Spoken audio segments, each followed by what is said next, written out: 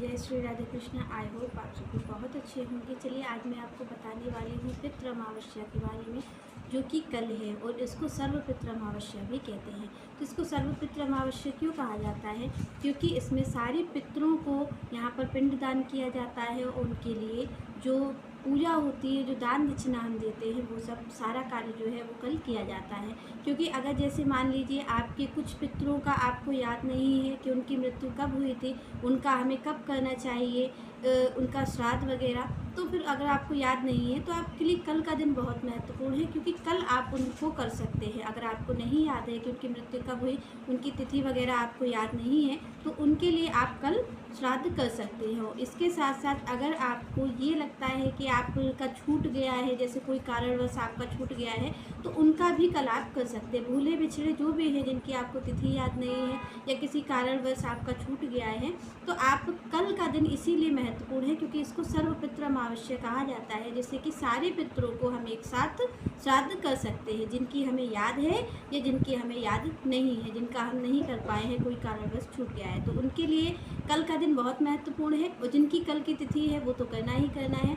इसलिए कल का दिन बहुत महत्वपूर्ण है कि आप सारे पितरों को कैसे प्रसन्न कर सकते हैं, क्योंकि उनको प्रसन्न करने के लिए कल का आपके पास आखिरी दिन है। आखिरी दिन आपके पास है, आखिरी मौका आपके पास है कि आप अपने पितरों को प्रसन्न कर लें और उनसे खूब सारी खुशियाँ और आशीर्वाद प्राप्त कर सकते हैं। तो आपको कैसे करना है, क्या चीज़ करनी है?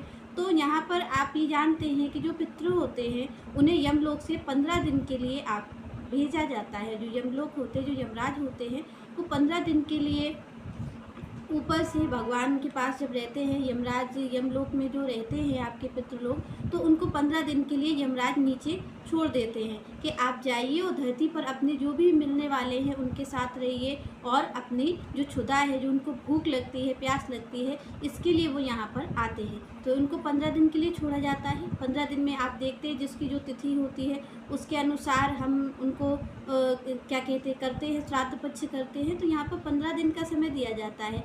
15 दिन में कल का दिन आखिरी है। तो आखिरी दिन के लिए आपको क्या करना है कि आपको सबसे पहले पवित्र नदी में स्नान कर ले, और पवित्र नदी में स्नान करने के बाद पिंडदान करें, तर्पण करें उनको, अपने पितरों को। जल वगैरह तो आप देते ही होंगे, ये भी करें।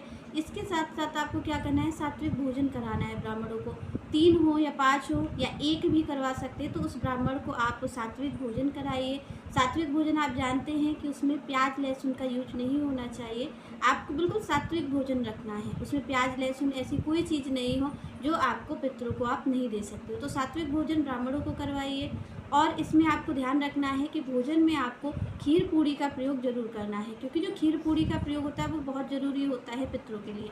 तो यहाँ पर आपको खीर पूड़ी जरूर बनानी है पितरों को प्रसन्न करने के लिए, और दान दक्षिणा देनी है। आपको जब भोजन बना लेना है तो सबसे पहले आपको गाय को देना है, कौवे को देना है, कुत्ते को देना है और चींटी को देना है। ये जो 2-3 लोग 4 लोग हैं, इनको सबसे पहले आपको देना है। क्यों? क्योंकि आपके पितरों से पहले इनको खिला देना है, उसके बाद पितरों को भोग लगाना है, जिससे कि इनके द्वारा ही कहीं ना कहीं आपके पितृ आपका जो भोजन है उसको ग्रहण करते हैं। तो इन चीज़ों को ध्यान रखना है कि इनको आपको ज़रूर खिलाना है। तो यहाँ पर आप भोजन उन्हें कराइए, ब्राह्मणों को दान दक्षिणा दीजिए, जिससे कि यहाँ पर आपको पितरों का जो आशीर्वाद है वो प्राप्त हो सके और उनकी कृपा आपको मिल सके।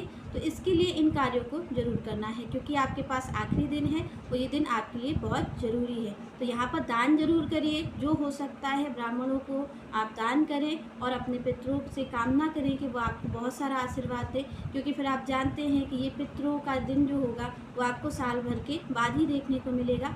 तो आप जितना ज़्यादा से ज़्यादा अच्छा कर सकते हैं दान दीजिए। और यहाँ पर आपको ये ध्यान रखना है कि कल के दिन आपको किसी भी जीव जंतु को मारना नहीं है, क्योंकि आपके जो पितृ है, आप जानते हैं, आप गाय को रोटी देंगे, कुत्ते को देंगे, और अगर आप इनको मारेंगे तो कहीं ना कहीं आपके पितृ आपसे रुष्ट हो जाएंगे और आपको आशीर्वाद मिलने की जगह आपके लिए दिक्कत हो सकती है। तो आप इन कार्यों को ना करें और ज़्यादा से ज़्यादा ब्राह्मणों को दान दें, भोजन कराएं, जितना हो सकता है लोगों की सेवा करें, क्योंकि आप अगर लोगों की भी सेवा करते तो भी आपके पितरों का आशीर्वाद आपको मिलता है।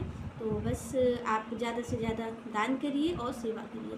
चलिए नेक्स्ट वीडियो की चर्चा हम नेक्स्ट वीडियो में करेंगे। तब तक के लिए जय श्री राधे।